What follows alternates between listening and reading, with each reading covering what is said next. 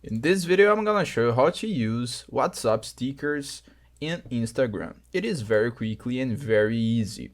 First of all, I will point out that I'm doing the process on Android, but you can do the exact process on your iPhone too. The first thing you need to do is log on Instagram and log into your account. After doing that, you need to swipe and you need to click to post a story or a post, okay?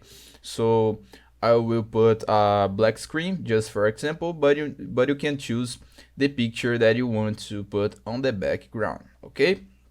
After doing that, you will see four options right here. You need to click on the second one, okay? If you search for WhatsApp sticker here, you will not find, okay? That is because we need to click on search right here and search for WhatsApp, okay? So WhatsApp, then you select the sticker that you want to put on your story, on your post, okay? I will choose this one for example. I can increase the size, okay, if I want, and if I want I can add one more, okay, and so on. After doing that, you can post your story, and that's it. You already used WhatsApp stickers in Instagram.